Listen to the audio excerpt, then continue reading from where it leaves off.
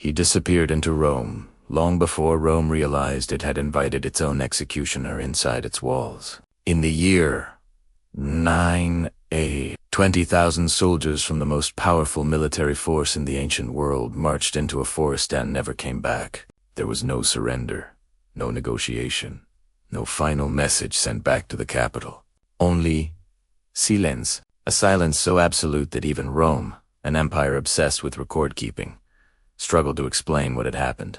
And when the truth finally reached Emperor Augustus, the man who ruled the known world, something inside him broke. Ancient sources describe him wandering his palace at night, striking his head against the walls, repeating the same sentence over and over again, as if reality itself had become unacceptable. Veros, give me back my legions. This is not the story of a battle lost. It is the story of how an empire designed its own destruction, slowly, methodically, without realizing it, until it was too late to undo.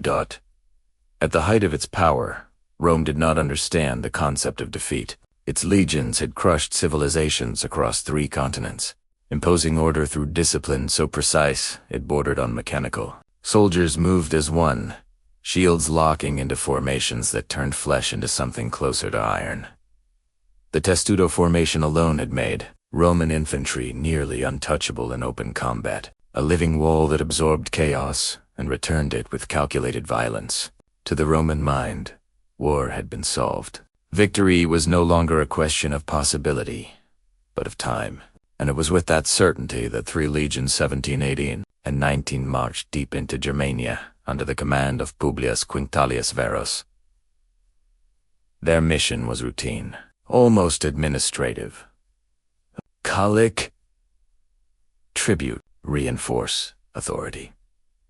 Remind the tribes that Rome was not to be challenged. Nothing about the march suggested danger. Nothing about the forest ahead appeared different from any other territory Rome had already absorbed. That assumption was the first step toward annihilation. Years earlier, Rome had perfected a system it believed guaranteed long-term control over conquered territories. Instead of ruling entirely through force, they would take the sons of tribal leaders and raise them inside the empire. These children were not treated as prisoners, but as investments. They were educated, trained, integrated into Roman culture, and eventually returned to their people as loyal intermediaries. It was a system built on psychological transformation rather than chains, and for the most part, it worked. But systems built on control often fail in the one place.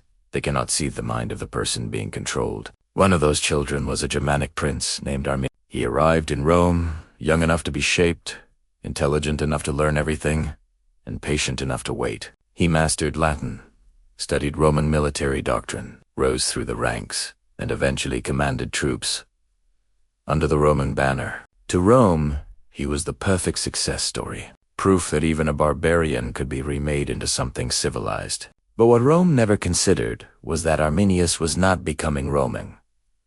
He was observing Rome from the inside with a clarity no outsider could ever achieve. Every formation he practiced revealed a weakness.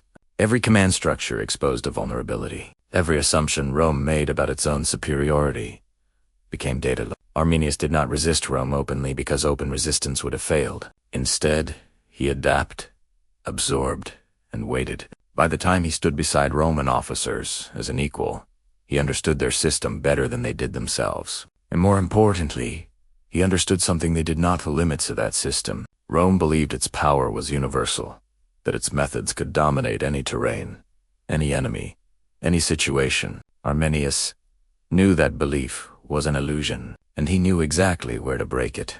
Publius Quinctilius Varus, the man leading the legions into Germania, was not a soldier shaped by hardship. He was a political figure, a governor, a man accustomed to stability. His previous assignments had been in regions where Rome's authority was already established. He governed, he collected taxes, he enforced order. But Germania was not a finished conquest. It was a landscape of shifting alliances, dense forests, and tribes that understood the land in ways Rome never could. Varus treated it as if it were already under control.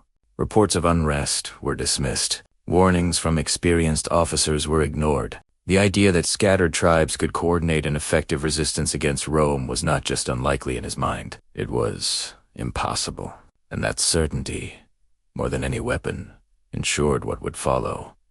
The trap did not begin in the forest. It began at a table, under torchlight, over shared meals and quiet conversations. Arminius sat beside Varus, spoke with him, gained his trust, and slowly constructed a narrative that fit perfectly within Roman expectations. A minor rebellion to the north, localized, manageable, requiring a swift response. The fastest route would pass through the Teutoburg Forest. It was efficient, logical, and completely false. Other Germanic leaders attempted to warn Varus that something was wrong, but their warnings sounded uncertain compared to the confidence of Arminius. And in Rome, confidence was often mistaken for truth. Varus chose to believe the version of reality that made sense to him. And, in doing so, he led 3 legions directly into a space where Rome's rules no longer applied. The forest of Teutoburg was not a battlefield in the Roman sense. It had no open ground, no clear lines, no space for formation. Towering trees blocked the sky, reducing visibility to shifting fragments of light and shadow. The ground was uneven, broken by roots and soaked by rain that turned soil into deep, clinging mud. The Roman columns stretched for miles, burdened with supplies, animals, and non-combatants. Communication between front and rear began to break almost immediately, and as the rain intensified, the army slowed further, its movement restricted, its structure dissolving. In open terrain, Rome was unstoppable.